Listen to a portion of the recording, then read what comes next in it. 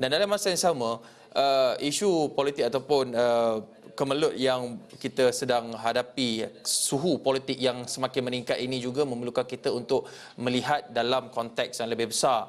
Dan saya tidak mahu menghentikan perbincangan di sini kerana kita juga akan mendapatkan seorang lagi penganalisis politik sudah bersedia di Thailand ketika ini sekiranya, Dr. Mazlan Ali, pensyarah kanan pengajian politik Universiti Teknologi Malaysia UTM.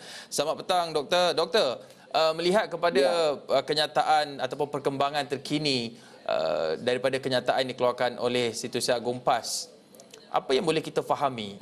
Adakah ini bibit-bibit perubahan ataupun sebenarnya seruan untuk mengukuhkan lagi gabungan parti-parti politik ketika ini?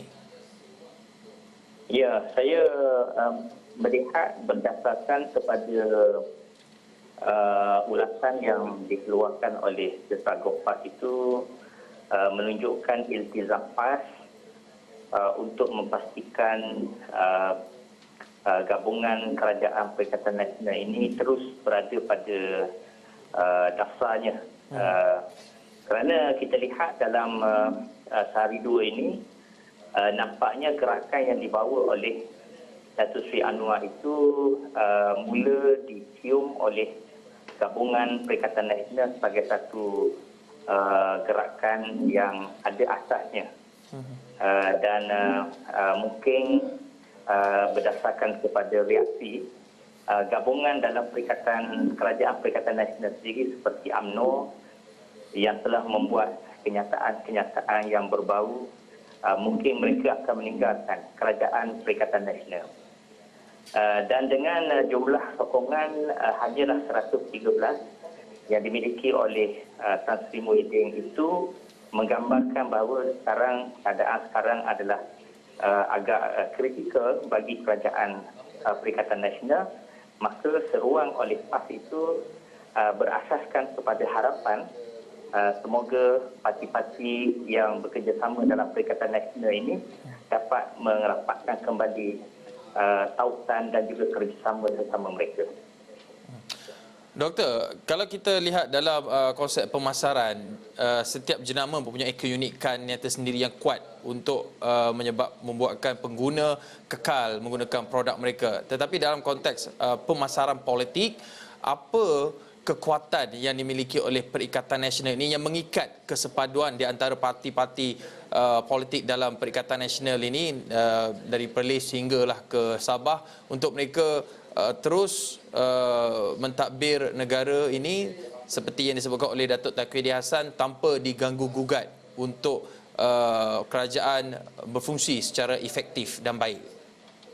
Ya, satu perkara yang cukup menarik sekali kalau kita lihat kerajaan Perikatan Nasional ini, ia ditadbir, ia diketuai oleh Perdana Menteri yang tidak mempunyai majoriti dalam gabungan parti-parti yang wujud di dalam Perikatan Nasional. Dan dalam masa Tan Sri Muhyiddin memimpin kerajaan ini, beliau pakat ini setelah lebih 6 bulan mentadbir negara ini, nampaknya saya lihat ikatan rasa tanggungjawab untuk bersama-sama menghadapi ancaman COVID-19 dan juga rasa patriotisme pada negara itu nampaknya setakat ini mampu digarap oleh Perikatan Nasional. Akan tetapi saya lihat akhir-akhir ini seperti ada pertentangan antara Perikatan Nasional khususnya Bersatu dan juga UMNO. Nampak seperti walaupun ada kerjasama tetapi pada masa yang sama seolah-olah ada satu pertarungan di antara UMNO dan Bersatu itu. Jadi ini mungkin adalah bibit-bibit yang menyebabkan Perikatan Nasional pada masa ini boleh dicabar oleh mereka yang merasakan mereka mungkin mempunyai majoriti. Jadi uniknya kerajaan Perikatan Nasional ini saya lihat ia bukanlah gabungan sebuah parti-parti tetapi gabungan sekumpulan ahli-ahli parlimen. Menunjukkan bahawa kerajaan ini agak rapuh tetapi atas rasa tanggungjawab untuk bergabung menghadapi ancaman COVID-19 dan juga berdepan dengan situasi cabaran ekonomi dan sebagainya pada negara ini, nampaknya ahli-ahli parlimen yang sedia ada bersatu di dalam Perikatan Nasional untuk menjayakan matlamat ini. Tetapi bilakah dia boleh bertahan, itu kita tidak dapat jangkakan kerana Datuk Seri Anwar sekarang sedang menawarkan untuk menumbuhkan sebuah kerajaan yang dakwanya mungkin lebih baik daripada kerajaan yang ada sekarang. Doktor, kalau kita lihat sewaktu pentadbiran Barisan Nasional dahulu,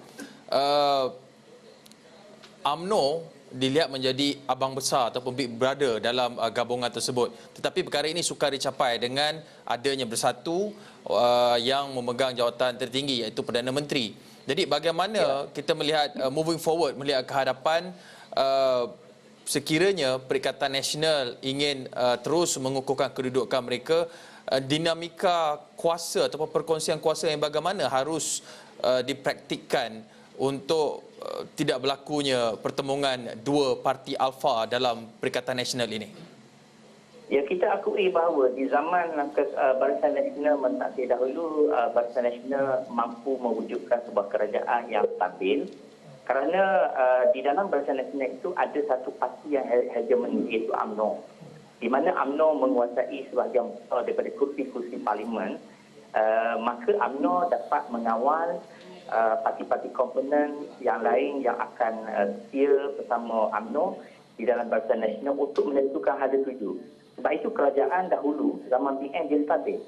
Tetapi pada masa sekarang, selepas Pakatan Rakyat, Pakatan Harapan mengambil alih kuasa 2018, nampak tidak ada mana-mana parti yang agak yang menguasai